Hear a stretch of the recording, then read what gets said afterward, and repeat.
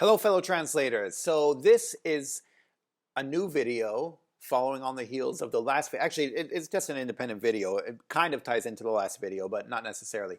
And in this video, I wanted to talk about doing what you love, your passion, and having a passion, to follow your passion as your job. And I'm sure you've heard plenty of people say to follow your passion, or if you do what you love as a job, you don't have to work a day in your life or something like that. Which, by the way, I saw on the internet that was attributed to Confucius, which obviously he never said that. But anyway, it's what is it? Find a job you love and you'll never have to work a day in your life. That was it. But then you also find other people that say don't follow your passion because it's a waste of time for other various reasons and all that. So I kind of wanted to address that. This might be a bit too deep, but I'll try not to be too deep because I'm not a very deep person. But anyway, what I want to talk about is basically your passion and how it intersects with your job. Because, look, if I'm a translator, and like I mentioned before, I specialize in legal translations and financial translations, business translations in general. That's not a passion of mine. I'm not passionate about translating documents from one language to the other. No one is, and it's like those, when you find those sales reps, so we're passionate about finding you the best deals. No, you're not. No one's passionate about that. But here's what I am passionate about, what I'm really into at least. I really like translated works of literature, translated books. Lately, contemporary fiction. I really like contemporary fiction that's been translated. And I actually like contemporary fiction, a lot of it from the US, UK, and also from Italy, and I just read a lot of it. And so to me, this is actually really interesting because it allows me to kind of do what I like, what I enjoy, but at the same time, it helps with my translations because I'm constantly reading a lot in both of these languages, and I kind of get to compare and contrast. And they say, for your native tongue, you get to it kind of reinforces what sounds natural and what doesn't in the written word. And for your source language, it helps with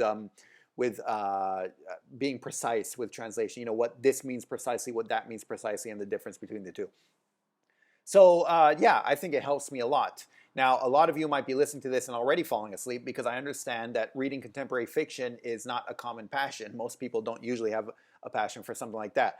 And my excuse is that I'm probably older than many of you watching, being in my 40s. Also, I'm kind of nerdy, and so there you go. But what I want to cover is whatever your passion is, you can find a way to intersect it with what you do. So let's say you're a translator, and but you have a passion for something completely different. Let's say it's bicycling, and you really like to go mountain biking, and you love to do that on weekends. Well, guess what? That's what you should do. You should be spending weekends in your spare time or whatever it is, join a mountain biking club and go mountain biking with them. You'll be like, okay, fine, I'll do that. Boom, and I'll try not to break stuff. I'll do that, and but what does that have to do with translation? Well, it has to do because, if you join a group of mountain bikers and you'll get to know them, they'll get to know you, and you get to trust each other, and you'll get to say, well, I'm a translator, and blah, blah, blah. Presumably they have a website, or they have, an organization, marketing material, or I don't know, something. And why not offer, be like, hey, look, do you want me to translate your stuff, for you? If you want, I can do it. It'll be pro bono, so I'll do it in my spare time whenever I can get to it. But yeah, I'll do it. Because, why do I say this? Because suddenly you'll find yourself doing translation, the stuff for your job, but translating stuff you're passionate about, mountain biking. So you get to translate and discuss stuff you're really into. And people will send you articles. Maybe they have a blog or a Facebook page, and you get to translate those, but at the same time, keep up with what's going on. And that's kind of cool. And maybe a lot of the people you mountain bike with all go to the same shop to get their stuff repaired. And maybe you go there too, so you get to know the people who work in the shop. And maybe you could mention it to them as well. And suddenly you could translate their page for them.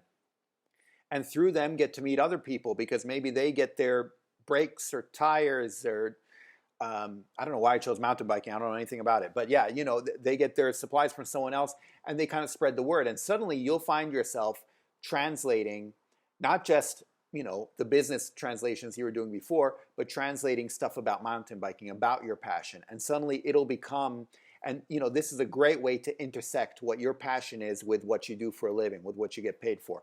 And this could work with anything. Whatever hobby you might have, mountain biking, skateboarding. I should have chosen skateboarding. I used to love skateboarding as a kid. So yeah, then I could have spoken. Anyway, you choose whatever you have a passion for, and then you can find a way to intersect it. It doesn't have to be a sport. It could be any type of hobby. Obviously, it works in the same way. Look, it could be maybe you're really passionate about a show. Well, guess what? I'm sure there are other people who are passionate about that show. So get in touch with them and talk to them. Maybe you're just talking with each other online. Well, guess what? You're probably talking on some forum, on some page or something like that, and be like, hey, I love your fan fiction. I'd love to translate into a different language, or can I work on translating this stuff into a different language? And once again, it's pro bono. Like, you can't expect them to pay for that, especially your first couple times. So just say, I'll just do it in my spare time. Presumably, it's something you'd enjoy doing because people will be sending you their stuff that maybe they aren't showing to other people, and you can translate it. So anyway, just if you can find a way to intersect what you like with what you do for a living, then I know many times when you work in an office, it's the opposite. You kind of want to keep the two separate. Your work life from your personal life, have this work-life balance. But when you're a freelancer, when you work for yourself, I think it's actually good to find a way to intersect the two. And look, there are many ways that you want to keep the two separate, and I try to do that as well. There's certain places I work, certain places I don't. But in this way, I think it's very good if you can find a way to intersect it, which is also why, and I've mentioned this before, I'd be very interested in becoming a literary translator, even though that's not my background, because that would be an intersection of my two passions. And so I've been kind of trying to work that angle without too much success, but we'll see how that goes. Also, because I don't have much spare time to do it. But yeah, I think this is a very interesting way to maybe if you find yourself many times not having enough motivation and you're not sure if your motivation will last you and how long it will last you. Unfortunately, we don't have a boss breathing down our necks. We have to be our own boss breathing down our necks. And I think that's one of the best ways to do it, to intersect what you love with what you do. Find that intersection because it's there somewhere, and then use that as much as you can to keep pushing along. And yeah, feel free to let me know if this is something you've been able to do, because I'd love to hear about success stories in this area and the ways people have been able to do this, because I think it's very interesting when you're able to do it. And it's very much a success story when you're able to do that, because it really, it just makes life so much more pleasurable, I feel, when you can combine the two. But yeah, hopefully you can find this useful. Going ahead, you can find ways to motivate yourself by using this. And yeah, I hope you do find it useful. And I hope this is sort of, so next time you hear someone say follow your passion, or don't follow your passion, or whatever it might be, that you can kind of use this as a way to kind of intersect the two and be like, okay, no one is going to expect you to think that, this budget analysis you do is your passion. But if you can combine what you do as a job with the passion in some way, then I think that always really helps to find that intersection. So yeah, hopefully you found this useful. Let me know if you do. I'd love to hear about any success stories you have in the future. Otherwise, I will talk to you in the next video. Okay, thanks. Bye. Savedum.